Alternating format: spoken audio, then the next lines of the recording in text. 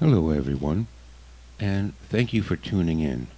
This is just going to be a short video, and I'm just going to run some home movies in the background because I don't have the time to stitch together an interesting visual equivalent to what I'm going to talk about right now.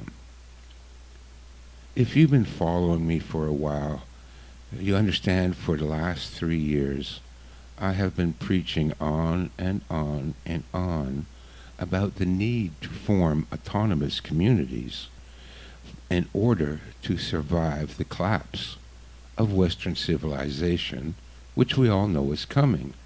It's easy for me to take a morally superior stance on this, that I'm trying to help people to survive, and I am trying to help people to survive.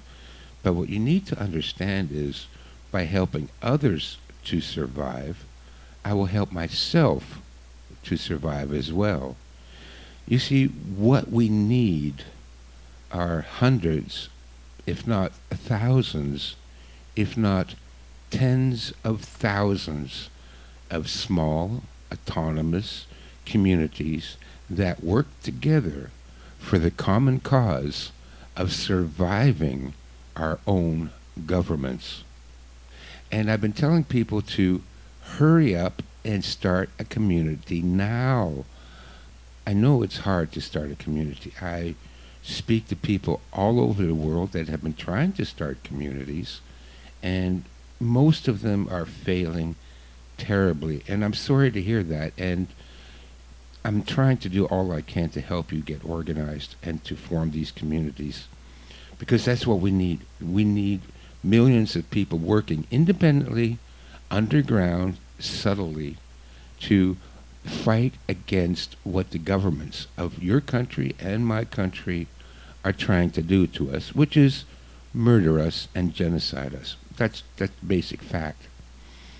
But in order to survive that, you got to form these communities. And don't waste any more time on doing it because we don't have much more time. I would say we have 2 years at the maximum to get it together. And then after that, prepare for all hell on earth to be unleashed. I received a comment on my interview that I did with Eric Gajewski from the Tradcat Night podcast. I was telling people again, you've heard it from me 100 times. I know I'm getting shrill now, but come on, get together, form communities. And this person wrote me a short comment on my video that I want to read to you. Okay, so here's the comment. I operated and survived in Angola from 1989 to 1997 during their civil war. One of the biggest hurdles to survival will be trust and cooperation. Many will not survive the first year of the inevitable collapse. Trust the wrong person, and you will either be robbed or turned into the authorities in exchange for water, food, or whatever for their survival. How many people do you actually trust? How do you vet someone? I've known people for 15 years who I thought I knew and could trust stab me in the back. You really do need to become the gray man for the first year, at least, just to survive. Having your own land means nothing when the commie government or others knows who you are through local government agencies. Anyone with land or other assets will have a target on their back. Many do not have survival skills or common sense, and you will be sacrificed so that they may survive. And sorry, Eric, but anyone claiming to be Christian means nothing to me, especially if they go out of their way to tell me. Then I'm watching my back. I know you are putting together groups to survive what's coming, which is a great idea. But what do you do if the weakest link screws the group over for whatever reason? There are so many variables, and you cannot account for all of them. You cannot survive solo for very long, but if you choose to trust the wrong person, your survival will be cut even shorter. In some ways, I was lucky because Angola at the time was 98% traditional Roman Catholic. But when the UN involved itself and occupied Angola, things became rapidly far worse.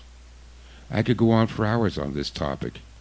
Even with my experience, I'm not so optimistic, especially being in the US. End of comment. I have to say that this comment and this short story is nothing new to me. I have read basically the same sentiments hundreds of times already. I've read it when I studied the Bolshevik Revolution in Russia. I read it when I studied the conflict in Croatia. I read it from bloggers in Venezuela, and so on and so on. This is a very common thing, and that's why I keep telling people, look, get your team together now. We need to establish bonds with people so that we can trust each other. And what this gentleman wrote, I have experienced myself. I have known people for 35 years that I thought I could trust, and they all stabbed me in the back too. So it doesn't look good. Being part of a community leaves you open to betrayal, but your chances of surviving alone are practically zero. So the only chance we have is through communities. But we need to establish bonds and trust with the other members of our community, and that takes time. It can't be done quickly, and therefore we need to start now. Whatever kind of community you can form, and you know, if you've heard me talk about this, there's dozens of different ways you can form communities. But we got to do it now, and you got to establish these bonds. This is the only way to survive what's coming. And even still, it's iffy. It's not guaranteed. Now, I have an online course called The Complete Guide to Forming Communities that's offered through the University of Reason on autonomy by Richard Grove's organization. Folks, things are going to be rough. But if we don't pull together, we're not going to make it. It's like the American revolutionaries said, we either hang together or we hang separately. So let's hang together. Let's get together. And if we do, if we can pull it off, if we can create small groups of people, it doesn't need to be a huge movement. Find 5 people that you can trust. Maybe 10 people, maybe 20, maybe 100. If you can do that, then we have a chance of defeating the governments that are trying to kill us. Anyways, thanks for listening. Oh, and don't forget to get my survival library. Whether you're part of a community or you plan to go lone wolf, the survival library will give you all the information you need to survive, if you can survive. But at least you'll have a fighting chance with my survival library. So thanks for listening. Sorry to keep going on and on about the need to form communities, but I've looked at this for a long time, guys. I've studied history. I know what's coming, and I know what we need to do to survive it. Put down your personal opinions. Put down your differences. Work together. It's do or die. Thanks.